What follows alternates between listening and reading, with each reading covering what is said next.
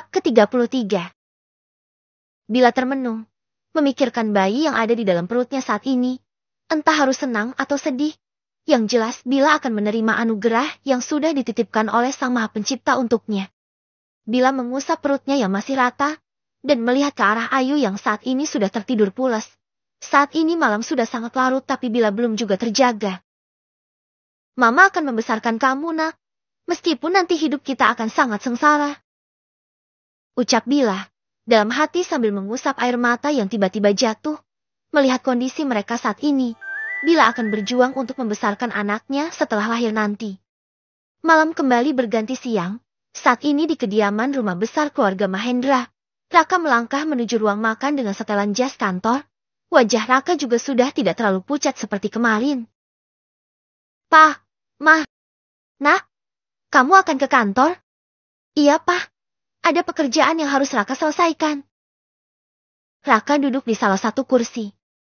Nyonya Aleta menatap sang putra terus-menerus, membuat Tuan Hardy heran melihat Nyonya Aleta. Raka melihat sang mama yang terus menatapnya dengan tatapan lain. "Ada apa, Mah? Kok liatin Raka gitu sih?" tanya Raka, memakan roti yang sudah disiapkan oleh sang mama. "Kamu gak sedang hamilin anak orang kan?" Raka langsung terbatuk-batuk mendengar pertanyaan sang mama. Mengambil teh yang ada di dekatnya dan meminumnya dengan pelan, karena tehnya juga masih panas. "Maksud mama hamilin anak orang gimana? Itu kamu muntah-muntah sama pusing dan wajah pucat, seperti orang yang lagi ngidam aja." Raka menghela nafas panjang, melihat Nyonya Aleta dan Tuan Hardy bergantian. "Kalau Raka beneran hamilin anak orang, gimana, Mah? Jadi kamu beneran habis tidur sama perempuan?" "Gak, bukan gitu, Ma. Habis mama sih nanya aneh-aneh banget." "Udahlah, Ma. Gak usah mikirin Raka. Lebih baik mikirin hubungan kita aja. Gimana kalau besok kita nikah?" "Benar banget tuh. Lebih baik mama sama papa buruan cepat nikah. Tapi jangan ngasih adik buat aku ya. Kalian berdua ini sama aja." Nyonya Aleta menggeleng kepala melihat mantan suaminya dan juga putra mereka. Selesai sarapan, Raka langsung dijemput oleh Faisal pergi ke kantor. "Tah!" panggil Tuan Hardy. "Ada apa? Aku serius soal mau balikan sama kamu. Apa kamu gak mau balikan sama aku? Karena aku hilang ingatan." "Bukan gitu." "Terus apa? Kita udah tinggal satu rumah dan kita belum nikah lagi. Aku mau tanya sama kamu. Kenapa kamu lebih milih wanita lain daripada aku dulu?" "Soal itu aku gak ingat, Tah. Yang aku ingat kita bercerai saja. Aku gak ingat kalau ada wanita lain dalam hidup aku selain kamu. Aku serius sama kamu. Aku masih sayang sama kamu, Tah." Ucap Tuan Hardy dengan serius. Nyonya Aleta bisa melihat keseriusan di mata mantan suaminya itu. Tapi saat ini Nyonya Aleta masih bingung harus bagaimana. Dia takut saat Tuan Hardy sudah ingat semuanya dan akan meninggalkan dirinya lagi. "Tah, kenapa bengong? Aku takut kalau nanti kamu sudah ingat semuanya, kamu akan ninggalin aku lagi." "Gak akan, Tah. Aku gak akan ninggalin kamu lagi. Aku janji sama kamu." Tuan Hardy menggenggam tangan wanita yang masih terlihat cantik itu. "Baiklah, aku bersedia menikah sama kamu." "Terima kasih. Apa kita adakan pernikahan mewah lagi?" "Gak usah.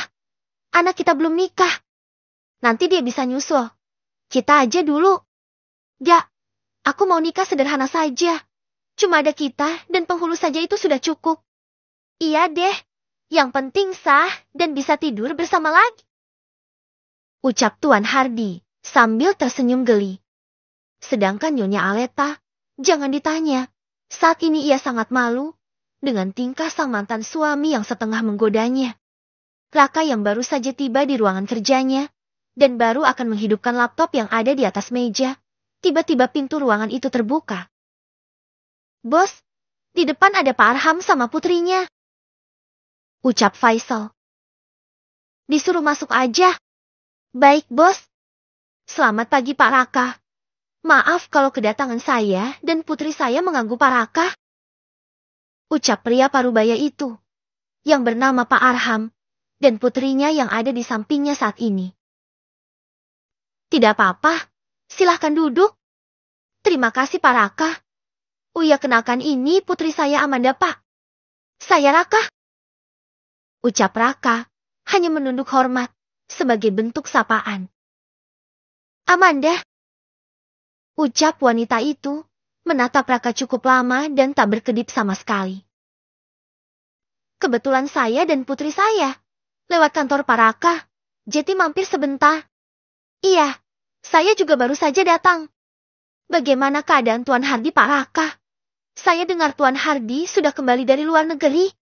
Iya, saat ini papa saya lagi istirahat di rumah dan belum bisa beraktivitas berat. Ya, saya turut prihatin atas musibah yang dialami oleh Tuan Hardy. Saya juga sangat mengenal beliau. Wanita yang bernama Amanda itu terus melihat Raka. Tapi Raka sama sekali tidak melihat ke arah wanita itu. Manda, berkenalan lebih dekat lagi dengan Pak Raka. Maaf, tapi saya sudah punya seseorang yang saya cintai, Pak. Ucap Raka cepat.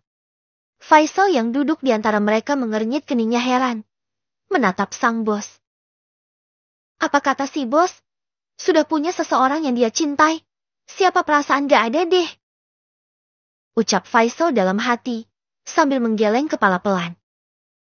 Ya sayang sekali ya. Padahal anak saya ini masih sendiri sekarang. Baru selesai kuliah juga di Jerman. Raka hanya mengangguk pelan, sebagai bentuk sopan terhadap tamu. Di tempat kerjanya, bila sesekali terlihat melamun dan semua itu tidak luput dari pandangan Bu Ima. Neng, kenapa bengong? Lagi sakit ya? Gak kok, Bu. Ada masalah apa? Cerita aja sama ibu gak apa-apa kok. Kata dokter saya hamil, Bu. Ucap bila pelan. Alhamdulillah. Kabar baik itu, Neng. Disyukuri aja itu rezeki dari Allah, Neng. Tapi saya kan sudah berpisah sama suami saya, Bu. Apa kata orang-orang nanti kalau lihat saya hamil tanpa suami? Gak usah dengerin apa kata orang. Yang penting Neng sudah pernah menikah dan itu adalah anak baik-baik. Dia punya bapak, cuma Neng sama bapaknya sudah pisah. Jarang loh, Neng. Ada orang yang dikasih keturunan. Ibu alhamdulillah dikasih 1 anak. Dan sekarang anak ibu sudah nikah dan tinggal di Bogor. Setiap sebulan sekali ibu ke sana buat negokin keluarga kecil mereka. Ya anak ibu juga udah minta ibu buat tinggal sama mereka aja. Karena ibu juga kan udah janda. Tapi ibu gak mau repotin mereka. Ibu masih pengen cari uang, makanya ibu buka warung makan kecil gini. Sengaja ibu buka di pasar karena setiap hari selalu lama pembeli. Ucap Bu Ima, panjang lebar. Bila mengusap perutnya yang masih rata, sambil tersenyum melihat Bu Ima. Maafkan Mama sayang. Mama janji akan selalu melindungi kamu. Mama sayang sama kamu, Nah. Ucap Bila, dalam hati sambil mengusap perutnya yang masih rata itu. Bab ke-34. Ke-34. Seperti permintaan Nyonya Aleta, kalau hanya akan diadakan pernikahan sederhana saja, dan Tuan Hardy pun mengikuti permintaan dari wanita itu.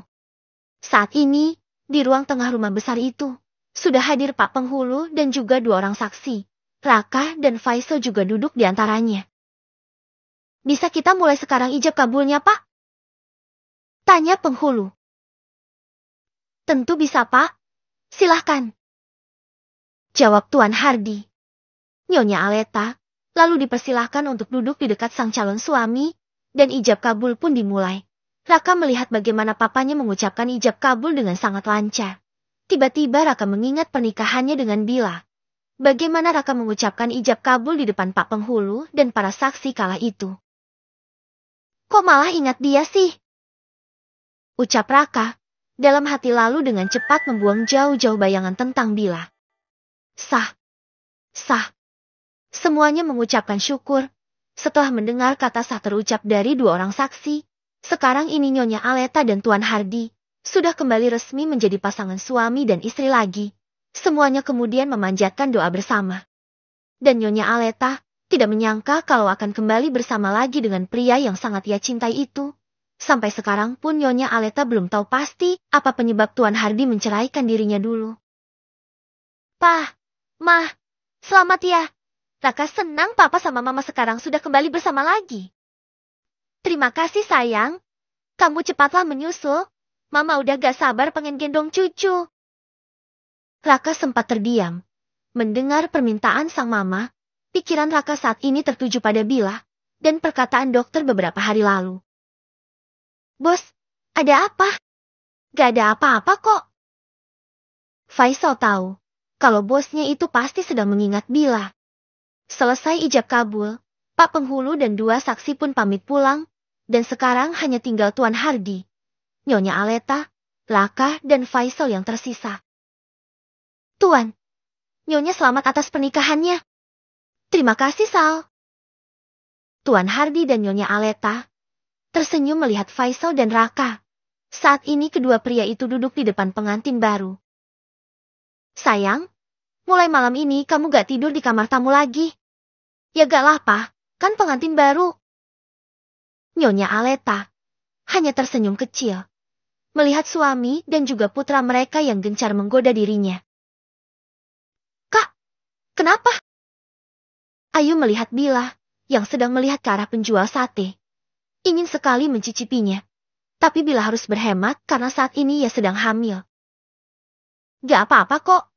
Ayo kita pulang aja. Kamu udah selesai naruh botolnya kan? Udah, Kak?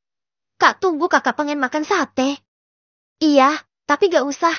Kita harus berhemat. Ayu punya uang, Kak. Nih. Ayu mengeluarkan uang 100.000 dari saku celananya. Kamu dapat uang sebanyak ini dari mana, Yu? Tadi, ada ibu-ibu minta tolong suruh ngangkat barang ke mobil dari supermarket. Ya udah aku tolongin aja, malah dikasih uang. Katanya rezeki gak boleh ditolak. Kita beli sate yuk, Kak. Pakai uang ini. Ya udah, tapi belinya buat kita ya. Iya, Kak. Keduanya pergi menghampiri penjual sate. Dari baunya saja sudah membuat Bila ngiler dan ingin cepat-cepat mencicipi satenya. Bang, sate berapa? 3.000 setusuk, Neng. Mau berapa tusuk? Nih beli harga 25.000 aja. Tunggu sebentar ya. Bila dan Ayu menunggu sampai satenya masak. Selesai membayar mereka pun langsung pulang. Satenya nanti akan mereka makan di rumah saja. Mengingat malam sudah semakin larut. Dek, ada yang ingin kakak katakan sama kamu. Ucap Bila. Saat ini mereka sudah tiba di rumah. Lebih tepatnya rumah di kolong jembatan.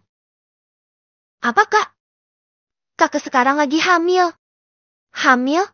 Berarti di perutnya kakak ada bayinya, Kak? Iya.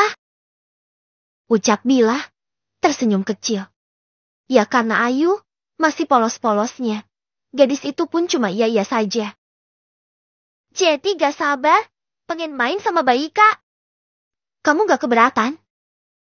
Keberatan kenapa, Kak? Kakak tinggal sama kamu, tapi kakak lagi hamil sekarang. Ya gak apa-apalah, Kak. Kita kan udah jadi saudara sekarang. Makasih ya. Kakak gak tahu harus gimana kalau gak ketemu kamu. Bila memeluk Ayu, yang sudah ia anggap sebagai adiknya itu. Bila sangat bersyukur bisa bertemu dengan orang sebaik Ayu, dan Ayu juga sebatang kara sekarang ini. Sekarang Bila tinggal memikirkan hidup mereka ke depannya, dan juga calon anak yang ia kandung sekarang. Papa! Panggil 2 bocah laki-laki, kisaran berumur 4 tahun. Raka berbalik, dan melihat 2 bocah kembar yang sedang berdiri tak jauh darinya. Dengan pakaian lusuh dan sobek-sobek, kedua bocah kembar itu terlihat seperti tidak terurus. Kalian siapa? Tanya Raka, menghampiri kedua bocah kembar itu. Papa gak kenal kita ya? Ucap salah satu bocah kembar itu. Gak, saya gak kenal kalian. Raka menggeleng cepat, membuat kedua bocah kembar itu saling pandang. Kedua bocah kembar itu lalu tersenyum. Membuat Raka heran jadinya, lalu pergi dari hadapan Raka. Kalian mau kemana? Tanya Raka. Kita mau pergi aja, Papa kan gak kenal kita. Ucap salah satu bocah kembar itu. Raka terbangun dari tidurnya. Dengan keringat yang bercucuran membasahi dahinya. Mimpi barusan membuat tidur Raka terganggu. Raka melihat jam yang masih menunjukkan pukul 2 dini hari. Kenapa aku tiba-tiba mimpi anak kecil? Ucap Raka, seorang diri, mengusap wajahnya dengan kasar. Raka kembali berbaring. Tapi pikiran Raka terus memikirkan mimpinya barusan. Sampai pagi tiba, Raba belum bisa memejamkan kedua matanya.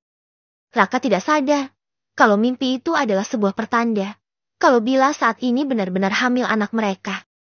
Dari meja makan, Faisal terus memperhatikan sang bos yang terlihat melamun. Sampai di dalam mobil menuju kantor, tidak biasa Raka seperti itu. Ingin bertanya tapi Faisal mengurungkan niatnya dan terus fokus dengan menyetir. Sal, panggil Raka tiba-tiba. Iya bos. Faisal melirik ke arah Raka. Semalam aku bermimpi bertemu dua bocah kembar. Mereka memanggilku papa. Ucap Raka. Mereka juga dalam keadaan tidak terurus. Ucap Raka lagi. Apa mungkin yang dikatakan oleh dokter benar? Kalau Nona Bila sekarang sedang hamil, bos. Tapi kau tahu kan? Kalau aku sudah memberikan obat pencegah kehamilan itu padanya, bagaimana dia bisa hamil, Sal? Mungkin saja Nona Bila tidak meminum pil itu. Apa bos melihatnya kalau Nona meminum pilnya? Tidak. Aku hanya memberikan pil itu padanya. Apa kita selidiki saja? Tidak usah. Aku sudah tidak ingin berurusan dengannya lagi. Nanti kalau sampai ketahuan sama mama, bisa makin panjang urusannya. Ucap Raka. Dan Faisal hanya mengangguk saja, dan terus menjalankan mobilnya dengan kecepatan sedang. Bab ke-35. 5 tahun kemudian. Ke-35. 5 tahun kemudian. Terlihat dua bocah kembar laki-laki, sedang memungut botol bekas di pinggiran toko. Yang satunya terlihat memegang karung bekas untuk dijadikan tempat botol yang mereka pungut.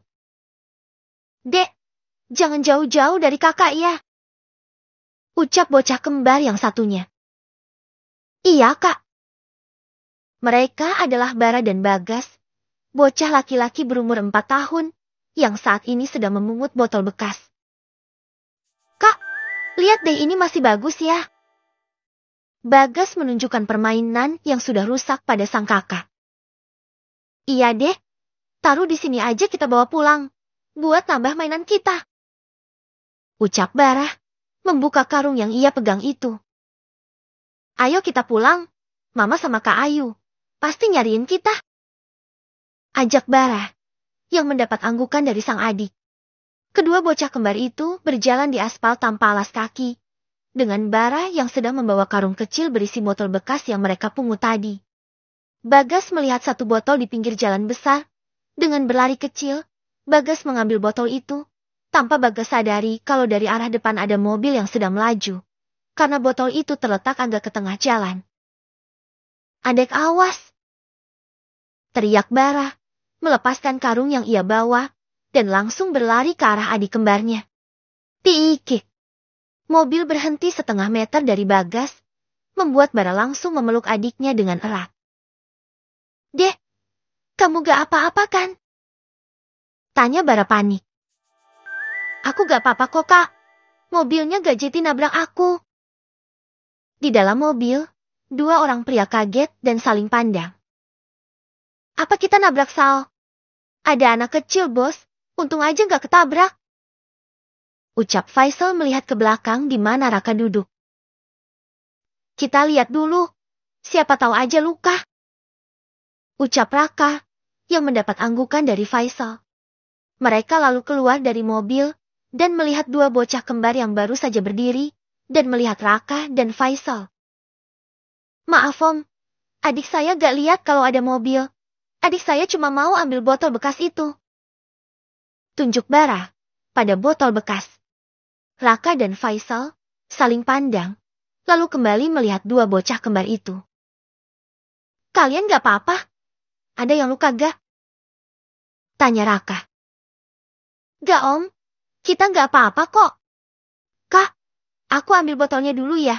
Lumayan buat nambah botol kita. Ucap Bagas yang mendapat anggukan dari sang kakak. Dan semua itu tidak luput dari pandangan Raka dan Faisal. Kalian sama siapa di sini? Tanya Raka, karena tidak melihat orang tua kedua bocah kembar itu. Cuma kita berdua aja, Om. Jawab Bara. Rumah kalian di mana? Kali ini Faisal yang bertanya. Jauh banget, Om. Di ujung sana. Tunjuk Bagas. Terus orang tua kalian tahu kalau kalian pergi sejauh ini. Kakak sama Mama gak tahu, Om. Kita perginya diam-diam. Kalau minta izin Mama pasti gak bakalan ngasih. Iya kan, Kak? Ucap Bagas yang mendapat anggukan dari sang kakak. Kebetulan Om mau lewat sana. Ayo sekalian Om antar kalian. Ajak Raka. Naik mobil, Om? Tanya Bara. Iya, naik mobil ini. Tunjuk Raka. Baju kita kotor, Om. Nanti mobil Om kotor lagi. Gak apa-apa, nanti dicuci. Ya udah deh. Gak baik juga kata Mama nolak niat baik orang. Ucap Bagas. Ayo. Ajak Raka dan Faisal. Bentar, Om. Mau ambil karung dulu. Bara pergi mengambil karung kecil berisi botol bekas. Ini apa? Tanya Faisal. Ini botol bekas, Om. Mau dibawa pulang. Ucap Bara.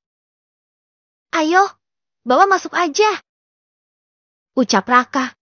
Satu hal yang Raka sadari, kalau kedua bocah itu tidak mempunyai alas kaki, padahal saat ini aspal sangatlah panas. Gak tahu kenapa, Raka begitu tertarik dengan mengajak kedua bocah kembar itu, sampai Raka menawarkan untuk mengantar mereka pulang. Kalian cari botol bekas untuk apa? Raka terus bertanya. Saat ini mobil sudah kembali berjalan. Dijual, Om. Uangnya buat beli makan. Jawab Bara. Entah kenapa hati Raka seperti diremas-remas saat mendengar jawaban dari Bara. Mobilnya bagus ya, Kak. Harum lagi. Celoteh Bagas. Iya, Om pasti orang kaya ya. Raka dan Faisal tersenyum mendengar celotehan kedua bocah kembar itu. Bara melihat keluar jendela mobil. Rumah kalian di mana? Tanya Raka. Di sana, Om. Di kolong jembatan. Ucap Bagas membuat Raka dan Faisal saling pandang. Kalian tinggal di kolong jembatan? Tanya Raka lagi. Iya, Om. Semenjak lahir kita udah tinggal di sana sama Mama dan Kakak. Lagi-lagi hati Raka kembali diremas.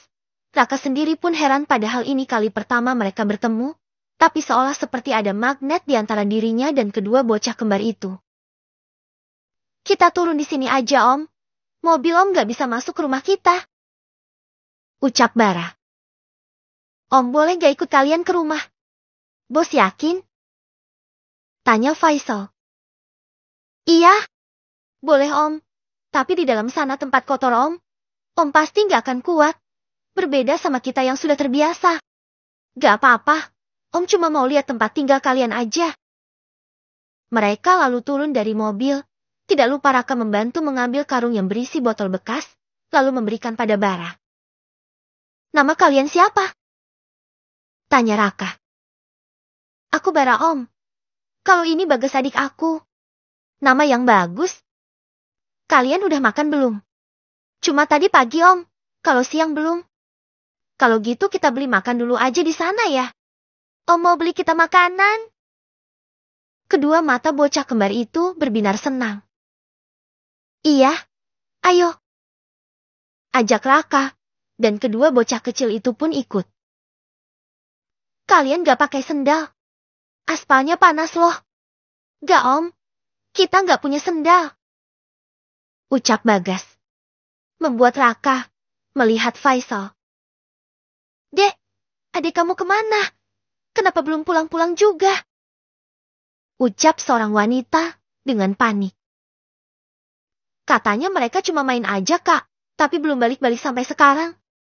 Pasti mereka keluar jalan besar lagi. Kakak khawatir kalau mereka pergi tanpa pengawasan kita. Wanita itu adalah Bila. Bila sangat khawatir kalau kedua putra kembarnya sudah pergi tanpa izin. Sudah pasti mereka keluar jalan besar untuk memungut botol bekas. Yang membuat Bila khawatir adalah Di sana banyak kendaraan dan juga preman-preman jalan, takut kedua putranya kenapa-napa. Kakak cari adik kamu dulu ya. Kamu di sini aja takut mereka nanti pulang, tapi kita nggak ada. Iya kak, kakak hati-hati ya. Bila pergi dengan cepat untuk mencari kedua putranya. Hati Bila benar-benar tidak tenang kalau kedua putranya itu belum kembali. Bila melewati mobil mewah yang sedang terparkir di pinggir jalan, sedangkan pemiliknya sedang berada di rumah makan bersama kedua bocah kembar yang sedang Bila cari. Pasti mereka ada di perempatan sana deh. Ucap Bila seseorang dari, terus berjalan di bawah terik matahari, karena saat ini jam sudah menunjukkan pukul 2 siang. Bila lewat, Faisal keluar dari warung kecil sambil membawa 2 sendal untuk Bara dan Bagas. Faisal kembali ke rumah makan untuk melihat sang bos dan si kembar. Banyak banget Tom, ini pasti mahal bayarnya. Gak apa-apa, itu buat kalian dan juga orang tua kalian. Makasih ya Om. Asikkah kita makan ayam? Ucap Bagas dengan antusias. Iya dek, mama sama kakak pasti senang. Ini sendal untuk kalian, dipakai ya. Om juga beliin kita sendal, Om baik banget.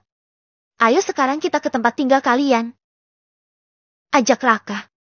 Mereka bersiap untuk pergi ke tempat tinggal Bara dan Bagas, dan ini kali pertama Raka dan Faisal menginjakkan kaki di sana. Ada banyak penghuni di sana, dan terdapat banyak sampah-sampah juga berserakan. Itu rumah kita, Om. Tunjuk Bara. Kak. Panggil Bagas, Ayu yang sedang memasukkan botol ke dalam karung. Berbalik dan melihat kedua adik kembarnya datang bersama orang tak mereka kenal. Adek, kalian dari mana aja? Mama sama kakak khawatir nyariin kalian. Maaf, Kak. Kita habis mungut botol nih. Ya ampun deh. Kan mama udah bilang, jangan pergi kalau gak sama kakak dan mama. Di sana banyak preman-preman jalan deh. Dan banyak kendaraan juga. Sekarang mama lagi pergi cari kalian karena gak balik-balik. Ucap Ayu. Ini siapa? Tanya Ayu. Ini Om yang antar kita, Kak. Ini kita juga dibeliin makanan sama sendal baru. Ucap Bara. Ayu melihat 2 orang pria yang ada di dekat si kembar. Kalau dilihat-lihat mereka bukanlah orang biasa, dari gaya berpakaian saja sudah sangat jelas. Maaf, tadi mobil kami hampir saja menabrak Bagas. Jadi kami menawarkan untuk mengantar mereka pulang dan membelikan makanan juga. Ucap Raka. Makasih Kak, atas niat baiknya. Iya sama-sama. Jawab Raka. Melihat tempat tinggal si kembar yang hanya terbuat dari kardus bekas. Mereka tinggal di sini, bagaimana di dalam sana? Ucap Raka dalam hati. Bos, ada telepon dari nyonya. Raka melupakan sesuatu, kalau dia sedang ada janji bersama-sama Mama di kafe siang ini. Bilangin Mama, kita ke sana sekarang. Baik bos. Bara, Bagas. Om balik dulu ya. Nanti makanannya jangan lupa dimakan. Iya Om. Makasih ya Om udah anterin kita sampai sini. Ucap kedua bocah kembar itu. Iya sama-sama. Kalau gitu Om pergi dulu ya. Iya Om. Dadah Om. Raka dan Faisal juga melambaikan tangan ke arah bocah kembar itu sampai menghilang dari pandangan. Ayo masuk deh. Nanti jangan pergi tanpa izin lagi ya.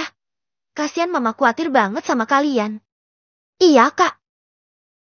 Jawab si kembar bersama dan memberikan tas berisi makanan pada Ayu. Mobil kembali melaju di jalan raya. Saat ini mobil itu menuju kafe di mana Nyonya Aleta sudah menunggu. Sepanjang perjalanan, Raka hanya diam saja melihat keluar jendela. Entah apa yang sedang dipikirkan oleh pria itu. Kenapa 2 bocah kembar tadi mengingatkan aku pada mimpi 5 tahun lalu ya? Ucap Raka dalam hati. Bos, kita sudah sampai. Faisal melihat sang bos yang hanya diam saja, lalu kembali memanggil Raka. Bos kita sudah sampai di kafe. Ucap Raka lagi. Jadi kita udah sampai. Kenapa kamu gak bilang Sal?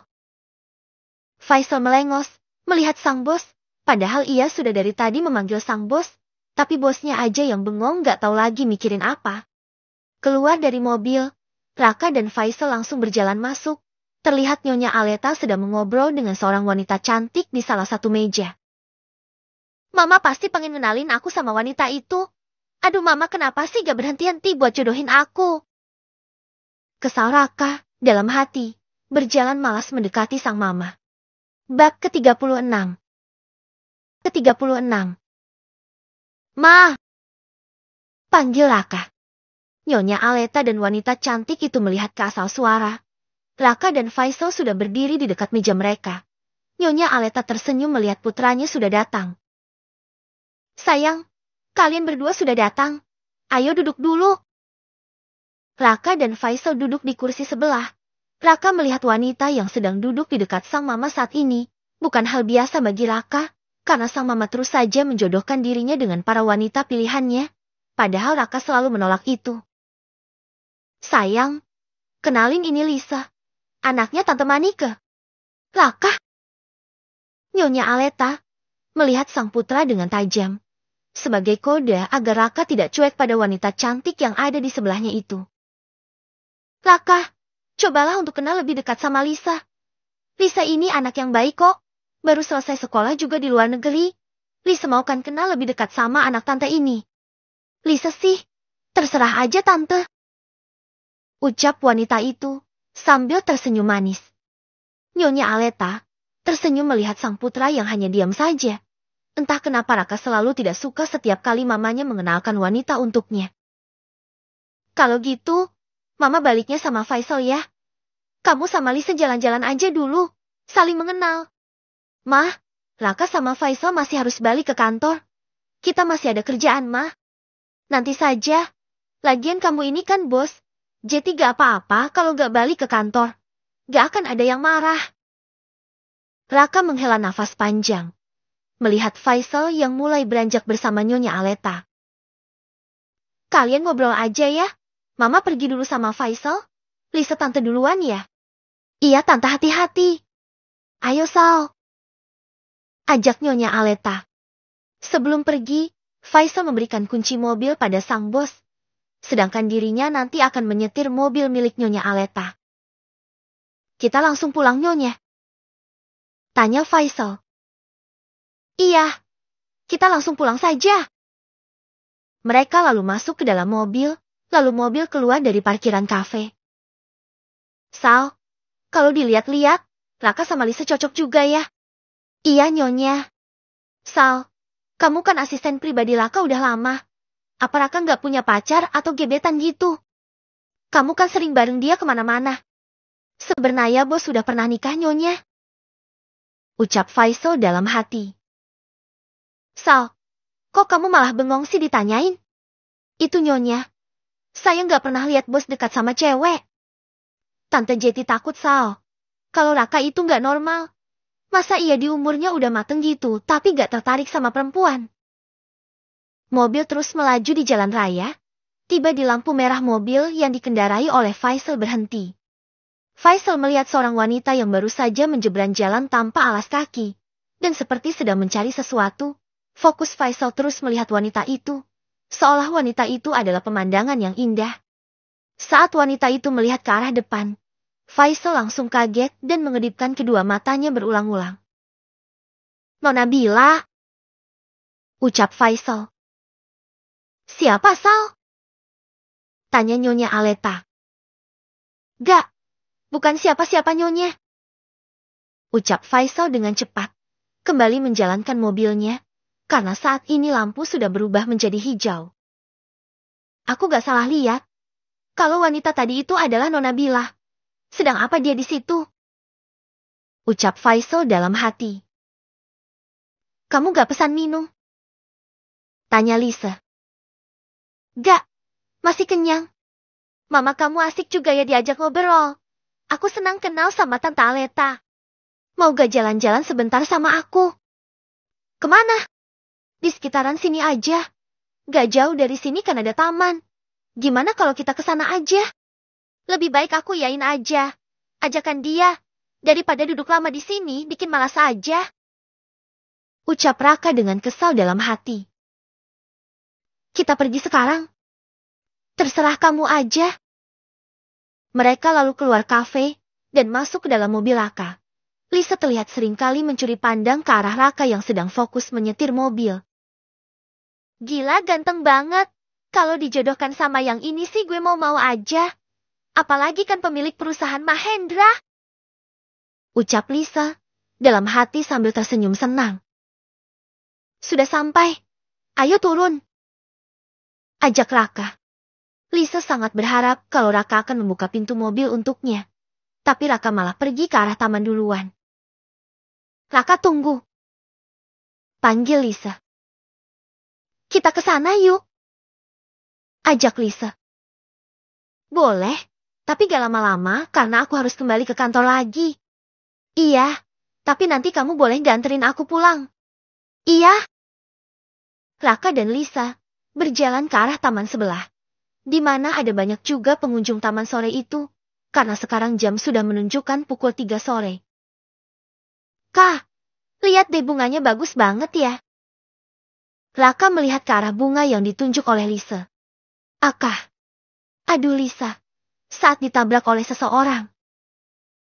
Lo punya mata gak sih? Kalau jalan lihat-lihat dong. Bentak Lisa pada seseorang yang tadi menabraknya. Maaf Mbah, saya gak lihat soalnya lagi buru-buru. Ucap wanita itu sedikit menunduk. Gak sengaja, gak sengaja. Bentak Lisa lagi, dengan suara keras. Membuat Raka melihat ke arah wanita yang setengah menunduk itu. Sekali lagi, saya minta maaf Mbah. Ucap wanita itu mengangkat kepala dan melihat dua orang yang ada di depannya saat ini. Deng! Dunia seolah berhenti berputar. Wanita itu yang tidak lain adalah Bila, melihat seorang pria yang berdiri di depannya saat ini, bersama seorang wanita cantik yang tak sengaja ia tabrak barusan. Begitupun dengan Raka. Jantung Raka berdegup dengan kencang dan juga sangat kaget melihat wanita dengan baju lusuh yang saat ini berdiri di depannya. Ini kalian pertama mereka bertemu setelah 5 tahun berlalu. Terakhir mereka bertemu di lapas saat Bila baru saja keluar dari penjara, dan mereka berpisah. Malah bengong lagi, pergi lo dari sini. Udah gembel gak punya sendal lagi. Usir Lisa sambil menghina Bila. Sekali lagi saya minta maaf Mbak.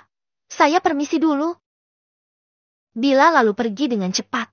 Karena saat ini Bila masih mencari kedua anaknya yang belum juga ketemu. Dasar orang miskin. Ucap Lisa melihat kepergian Bila. Sedangkan Raka masih terdiam dan terus melihat punggung Bila yang mulai menjauh sampai tak terlihat lagi. Kah? Kamu gak apa-apa kan? Gak apa-apa. Aku harus pergi duluan. Kamu nanti naik taksi aja. Ucap Raka, lalu pergi dengan cepat meninggalkan Lisa begitu saja. Raka, kamu mau kemana kah? Terus yang anterin aku pulang siapa dong? Teriak Lisa, tapi tak dihiraukan oleh Raka. Tiba di dalam mobil, jantung Raka semakin berdegup kencang, menenangkan perayaannya dulu, baru Raka mengendarai mobilnya, tapi kedua matanya melihat ke arah di mana Bila pergi. Tapi sayang Bila sudah tidak terlihat lagi, karena sudah banyak pejalan kaki di sana. Kenapa aku harus ketemu dia lagi? Ucap Bila, dalam hati dan terus berjalan. Bara dan Bagas, kemana ya? Apa aku pulang aja kali ya? Siapa tahu aja mereka udah pulang. Ucap Bila seorang diri, terus mengayunkan kakinya. Karena sudah terbiasa berjalan kaki. Bisa sampai di tempat tinggal mereka sangat cepat. Mama? Panggil kedua bocah kembar. Nak, kalian dari mana aja? Mama nyariin kalian loh sampai di taman sana. Bila langsung memeluk kedua putranya. Maafin kita mah. Udah pergi gak minta izin dulu sama Mama dan Kak Ayu. Ucap Bara. Gak apa-apa. Tapi nanti jangan gitu lagi ya. Mama khawatir sama kalian berdua. Iya, Mah. Jawab si kembar bersama.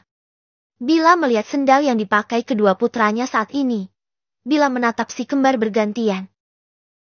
Nah, kalian dapat sendal ini dari mana?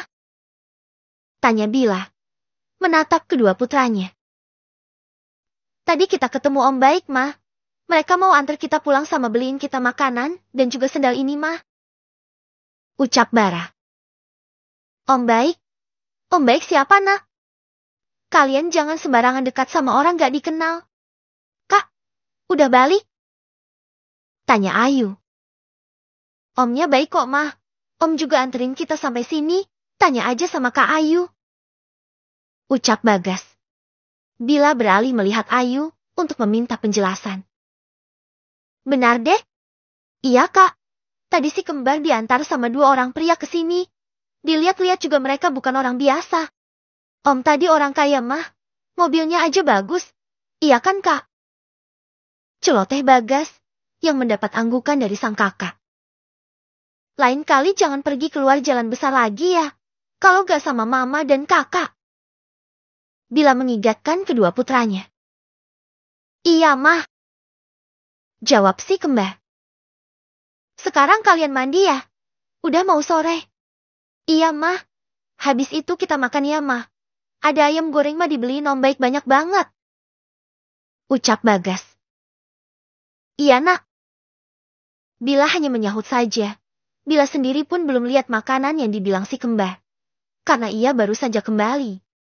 Bab ke-37. Raka masuk ke dalam rumah dengan langkah pelan.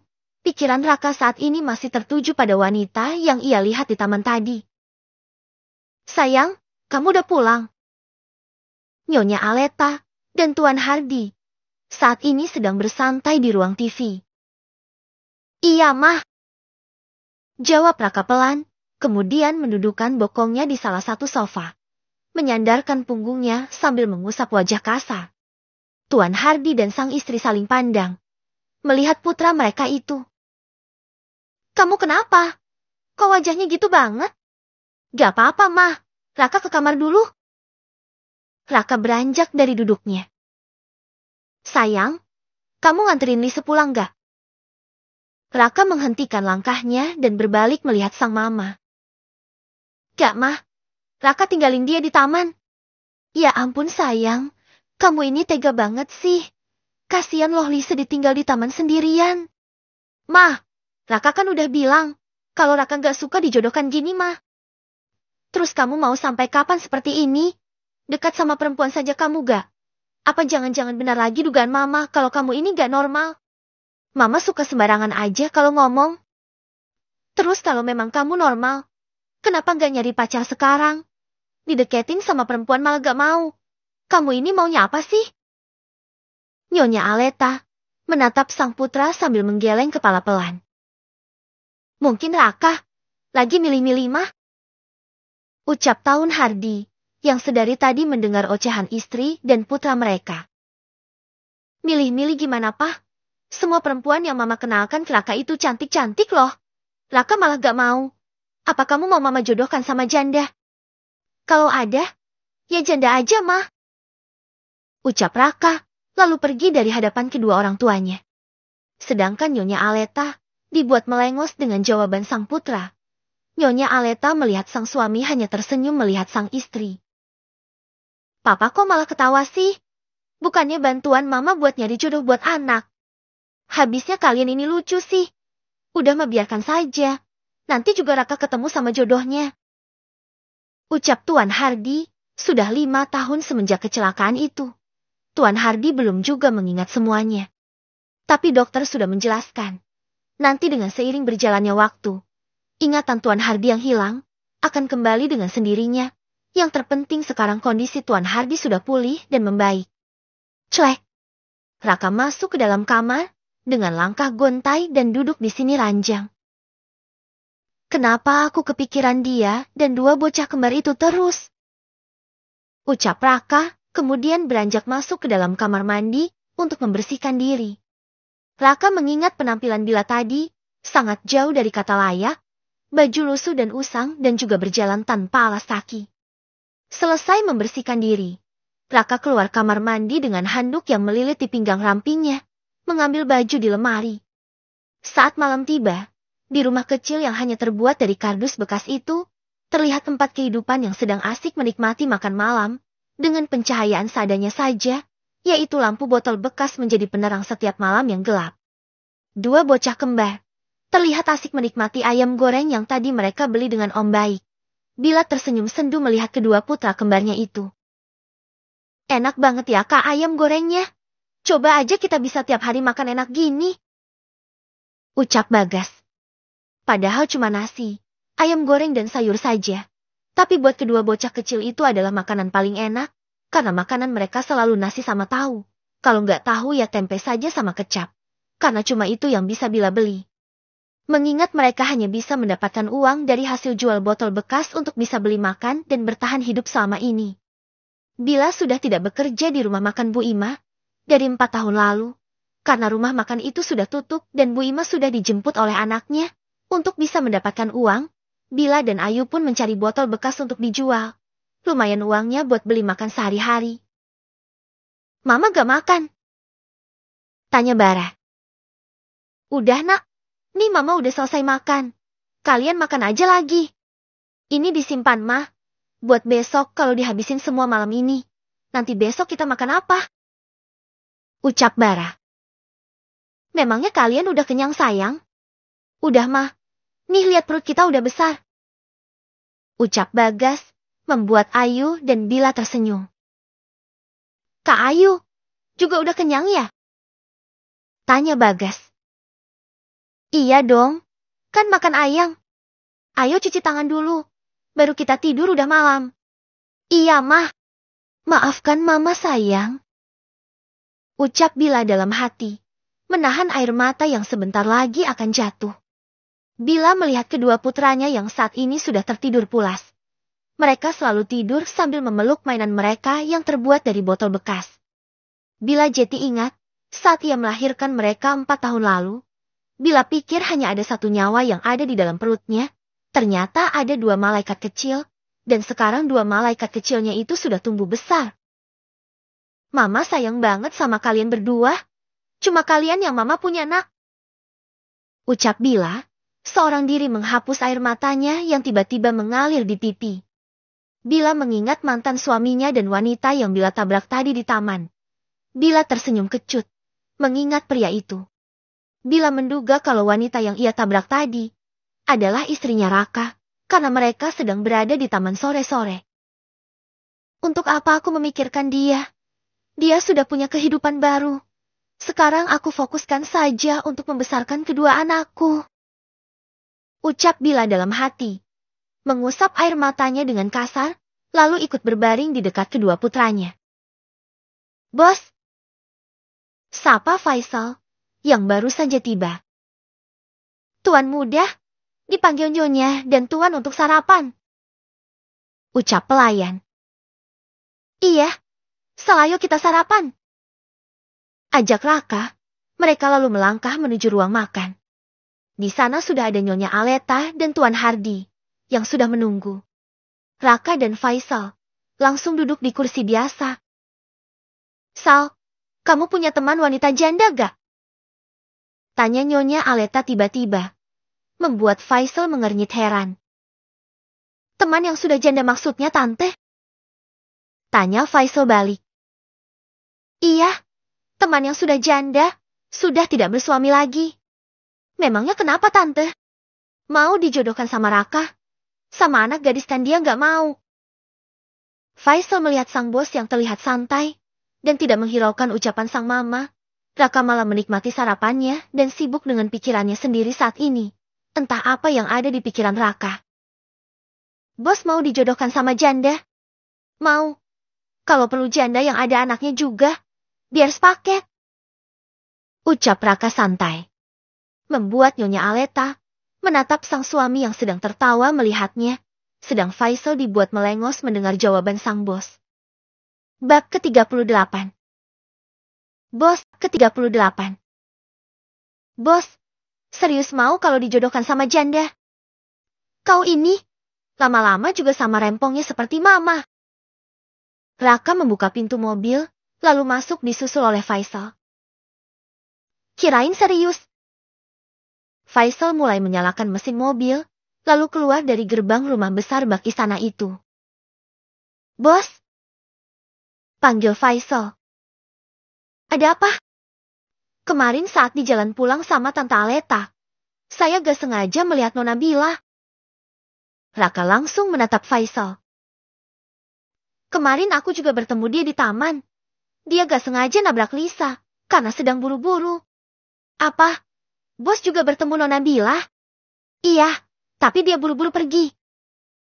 Jawab Raka pelan, dengan pikiran mengingat Bila. Saya jadi kasihan melihat penampilan Nona Bila. Bos, tanpa alas kaki berjalan di aspal yang panas banget. Raka hanya diam saja. Sejujurnya dari semalam Raka juga terus memikirkan Bila. Entah kenapa sekarang hatinya tiba-tiba merasa sesak mengingat mantan istrinya itu. Mobil yang dikendarai oleh Faisal melaju di jalan raya yang lumayan padat itu. Terlihat si kembar mengambil sendal baru mereka dengan hati-hati, lalu meletakkan di depan. Hari ini mereka akan ikut mamanya dan juga Ayu untuk pergi mencari botol bekas lagi. Sayang, rotinya udah dimakan belum? Udah, Ma. Kita udah bagi 2 kok rotinya. Jawab Barah. Maaf ya, pagi ini kita sarapan berbagai roti dulu. Mama belum punya uang buat beli roti yang banyak. Gak apa-apa, Ma. Yang penting kan kita sarapan. Bila mengusap kepala 2 bocah kembar itu, Ayu terlihat sudah siap dengan karung yang akan ia gunakan untuk mengisi botol bekas. Dek, kita kemana hari ini? Ke pasar aja, Kak. Semoga aja belum ada yang nyari di sana. Biasanya banyak. Ya sudah, ayo. Ajak Bila. Mereka pun pergi, meninggalkan tempat tinggal mereka yang sekarang, Bila mengandeng kedua tangan putranya, agar Bara dan Bagas tidak bisa jauh-jauh darinya. Bagas, Bara, kalian mau pergi mulung lagi ya? Tanya 2 anak laki-laki, seumuran si kembar yang sedang bermain bola. Iya, kenapa? Kalian kok mau sih? Jadi pemulung, gak malu dilihat banyak orang? Gak kok, kita gak malu, kan kita nyari uang. Tapi gak harus mulung juga kan? Gak apa-apa, kita senang kok bisa bantu mama sama kakak. Bila tersenyum sendu, melihat kedua putranya masih bisa tersenyum. Walaupun diejek oleh anak-anak seusia mereka. Kedua bocah laki-laki itu menatap kepergian si kembar. Nak, nanti jangan jauh-jauh dari kakak dan mama ya. Kalian cukup mungut botolnya di dekat-dekat saja. Iya, Mah. Jawab si kembar bersama. Tiba di pasar, terlihat suasana di pasar begitu ramai. Ayu terlebih dahulu pergi ke tempat sampah untuk mencari botol-botol bekas, sedangkan Bila dan si kembar mencari di pinggir-pinggir trotoar. Kak, kita cari ke sana yuk. Ajak Bagas. Kita izin mama dulu deh. Bagas tidak menunggu sang kakak. Bagas melihat botol bekas yang baru saja dibuat oleh seorang wanita yang sedang berbelanja sayur. Dengan cepat Bagas pergi mengambilnya. Kamu ngapain di situ? Cuma ambil botol aja, Bu. Jawab Bagas, memegang botol yang ada di tangannya. Alasan aja kamu. Kamu pasti mau nyuri kan? Ayo ngaku kamu. Ucap seorang ibu yang berjualan sayur. Gak, Bu. Saya gak nyuri, saya benar-benar cuma mau ambil botol ini. Jawab Bagas, takut-takut sambil menunjuk botol yang ada di tangannya. Bu, di mana anak ini nyuri? Dia kan cuma ambil botol bekas saya minum tadi. Ucap wanita yang sedang membeli sayur. Gak usah percaya sama anak ini, Bu. Dia cuma modus saja. Dia ini tujuannya mau nyuri. Udah banyak kok anak-anak seumuran dia di sini jadi pencuri. Karena disuruh sama orang tua mereka. Penjual sayur menatap Bagas dengan tajam. Saya bukan pencuri, Bu. Ucap Bagas. Dengan kedua mata mulai berair. Dek, kamu kenapa? Bara, dengan cepat mendekati sang kembaran yang sedang dimarah-marahin. Aku cuma ambil botol bekas ini aja, Kak. Tapi kata ibu itu aku mau nyuri. Bu, adik saya ini bukan pencuri. Kami cuma mengut botol bekas aja. Jelas Bara. sambil mengusap pundak sang adik. Semua itu tak luput dari pandangan wanita yang barusan belanja sayur itu. Apalagi melihat dua bocah kecil itu adalah kembar. Kalian kembar? Iya, Bu. Ini adik sana Bagas. Kalian nyari botol bekas? Iya, Bu. Jawab si kembar bersama. Kalian tinggalnya di mana? Terus sama siapa kesini? Kita tinggal di kolong jembatan, Bu. Kesini sama mama dan kakak. Jawab Barah. Kalian tinggal di kolong jembatan? Iya, Bu. Di sana tempat tinggal kita. Jawab Barah. Wanita itu melihat dua bocah kembar dengan baju lusuh dan terdapat beberapa sobekan kecil. Wanita itu merasa iba melihatnya, apalagi sekarang penampilan mereka sangat jauh dari kata layak. Entah kenapa hati wanita itu seperti teriris rasanya. Nyonya, sapa seorang pria berseragam hitam, yang tak lain adalah supir. Pak, tolong ini belanjaan dibawa ke mobil ya. Saya nanti nyusul. Ucap wanita itu, yang tidak lain adalah Nyonya Aleta. Baik Nyonya. Ucap supir lalu mengambil semua belanjaan dari sang majikan. Kalian udah sarapan belum? Udah, Bu. Kita sarapan roti. Mau gak ikut ibu beli baju baru? Tawar Nyonya Aleta. Si kembar seling pandang. Keduanya bingung harus jawab apa. Sedangkan Nyonya Aleta tersenyum melihat mereka. Gini aja. Mama kalian mana? Itu mama. Tunjuk Bara pada sang mama yang sedang memasukkan botol bekas ke dalam karung. Nyonya Aleta melihat ke arah yang ditunjuk si kembar.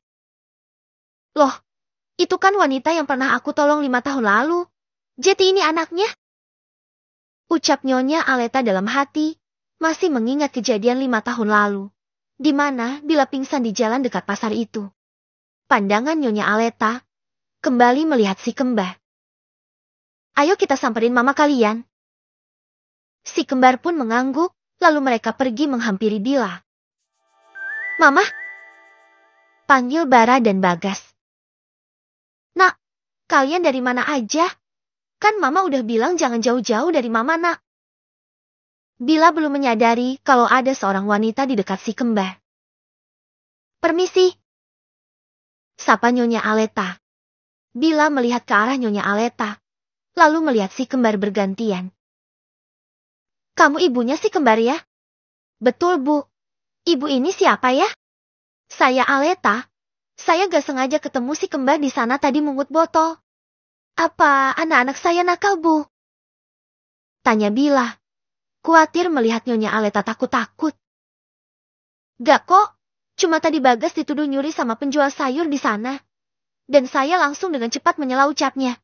Karena saya lihat Bagas cuma mungut botol bekas saja. Anak saya bukan pencuri, Bu. Kami cuma mungut botol bekas buat dijual agar bisa beli makan. Saya gak pernah mengajari kedua anak saya mencuri. Ucap Bala cepat. Iya, saya tahu kok. Kamu tenang aja. Nyonya Aleta tersenyum melihat Bila. Anak kamu sudah besar ya? Tanya Nyonya Aleta. Bila mengernyit keningnya heran. Melihat wanita yang terlihat glamor itu. Sedangkan Nyonya Aleta hanya tersenyum. Kamu pasti gak kenal saya. Karena waktu itu kamu udah pergi dari rumah sakit. Jadi ibu yang nolongin saya waktu saya pingsan di jalan masuk pasar ini, Bu. Iya, kamu gak sadarkan diri. Dan saya berserta supir membawa kamu ke rumah sakit. Terima kasih banyak, Bu. Maaf saya langsung buru-buru pergi karena harus bekerja. Gak apa-apa. Berarti waktu itu kamu hamil anak kembar ya? Iya, Bu. Saya pikir cuma satu saja. Tapi setelah lahiran ada 2. Bila tersenyum melihat kedua putranya. Kak. Panggil Ayu, mendekat sambil membawa karung berisi banyak botol. Nyonya Aleta melihat penampilan keempat orang yang saat ini sedang berdiri di dekatnya, sangai memperhatikan dengan penampilan yang tak terurus. Tolong jangan tolak pemberian saya. Saya ingin memberikan kalian pakaian. Bila dan Ayu melihat ke arah Nyonya Aleta.